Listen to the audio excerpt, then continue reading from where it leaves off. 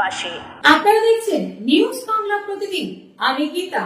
দেখে নেব আজকে হেডলাইন্স। আনন্দ সংবাদ, আনন্দ সংবাদ, আনন্দ সংবাদ। গত বছরের মতো এ বছরেও নিউজ বাংলা প্রতিদিন আয়োজন করতে চলেছে শারদ সম্মান 2025।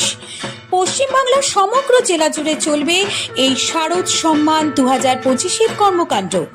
নিউজ বাংলা প্রতিদিনের সাথে মিডিয়া পার্টনার হিসাবে থাকছে এই কর্মকাণ্ডে prime time Bangla, news Hooghly এবং সংবাদ শিরোনামে। পশ্চিমবঙ্গের সমগ্র জেলাগুলির পূজা কমিটি নিউজ বাংলা প্রতিদিন আয়োজিত শারদ সম্মান 2025 এই কর্মকাণ্ডে অংশগ্রহণ করতে ইচ্ছুক থাকলে যোগাযোগ করুন এই নম্বরে।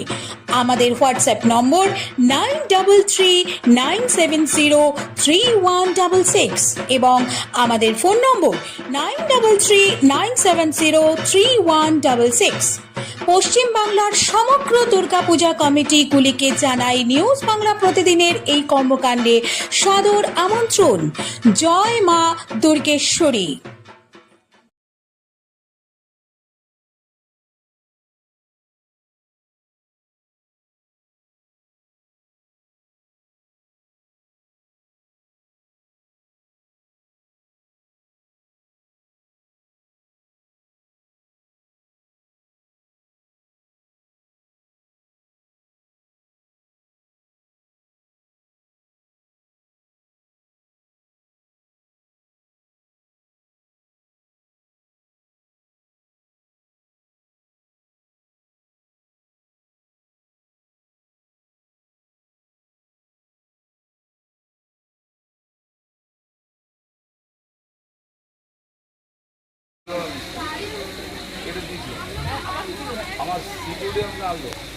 ধন্যবাদ ধন্যবাদ ধন্যবাদ ধন্যবাদ।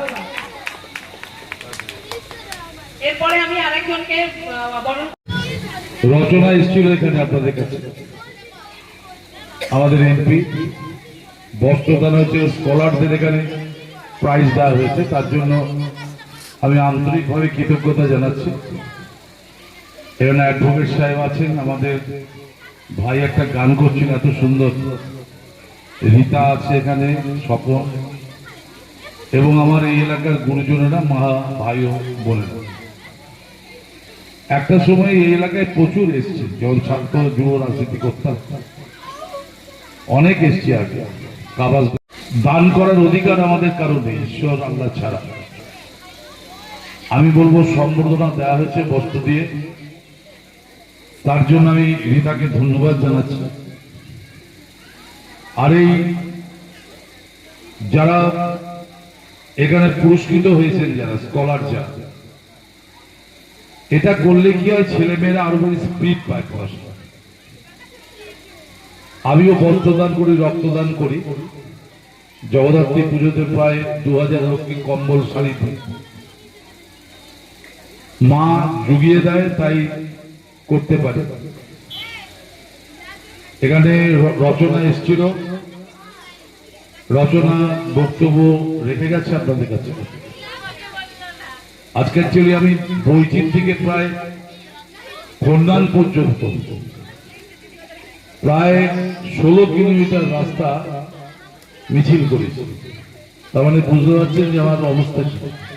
সকালবেলায় পিডাব্লিউডির প্রোগ্রাম ছিল, তারপরে আরো রক্তদান ছিল, পুজোতে আরেকটা প্রোগ্রাম ছিল, আমি আসতে পারলাম না, ফেলিও। তা আমি এখানে আসতে পেরে আমি খুশি। সামনে পুজো আসছে, তার জন্য এই বস্ত্র দেওয়াটা আমি খুব ভালো প্রোগ্রাম মনে করছি। আমি রীতাকে বলে যাচ্ছি, যদি এখানে দু একজন যদি বাদ পড়ে থাকে, কারণ এটা সবার জন্য করা উচিত, সেটা আমার অফিসে গেলে আমি দিয়ে দেবো, যে যারা বাদ করে গেছেন তাদের দিয়ে দেওয়া হবে। আর আমার এই ছোট ছোট ভাই বোনরা যারা আজকে এখান থেকে প্রাইজ নিয়েছে, তাদেরও ব্যাপারে যদি কোনো রকম অসুবিধা হয়, সিএম এর ফান্ড থেকে শুরু করে, স্কলারশিপ থেকে শুরু করে, যদি আরো বড় পড়াশোনা করতে চায়, যদি পাসপোর্ট লাগে কিংবা বাইরে যেতে চায়, সে ব্যাপারেও আমি যেহেতু চুচুরো সন্তান, এখানে আমার জন্ম করব, তাই এখানকার ছেলেমেয়েরা যদি ভালো হয়, স্কলার হয়, আমার এটা অত্যন্ত আনন্দ হবে। তার জন্য আমি গার্জেন যারা আছেন তাদের বলে গেলাম, কোনো অসুবিধা হলে আমার অফিস সকাল থেকে হোল নাইট খোলা থাকে।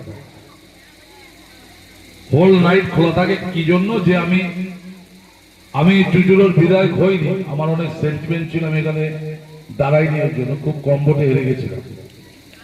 যার ফলে বাঁশবেড়াতে গেছিলাম, বাঁশবেড়াতে আমি হ্যাট্রিক করেছি, 3বারই জিতেছি অনেক ভোট। আপনাদের আশীর্বাদে রাজ্যের মন্ত্রী হয়েছি, এখনো আমি 6টা কর্পোরেশনের আমি চেয়ারম্যান, গভর্নমেন্টটা বসতে।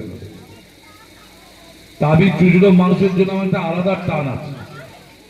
ওই জন্য চুচুড়োর মানুষ যাতে কোনোদিন কোনো কষ্ট না হয়, তার জন্য রাত্রেবেলাতেও আমার অফিসে অ্যাম্বুলেন্স থাকে, হাসপাতালে ভর্তির জন্য পেড ওয়ার্কার, আমি তাদের বিধানসভার যে টাকা পাই তাই থেকে তাদের পেড করি।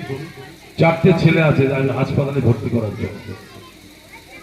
দেখুন, জীবনটা কিচ্ছু নেই, শুধু আছে ভালোবাসা, আর এটাই থাকবে। মানুষ সবার উপরে, মানুষ থাকলে পরে ধর্ম থাকবে, দল থাকবে, বস্ত্র বিতরণ হবে, সবটাই হবে। তা মানুষকে রক্ষা করতে গেলে, মানুষের বিপদে থাকতে গেলে তবেই আমাদের পার্টি করে।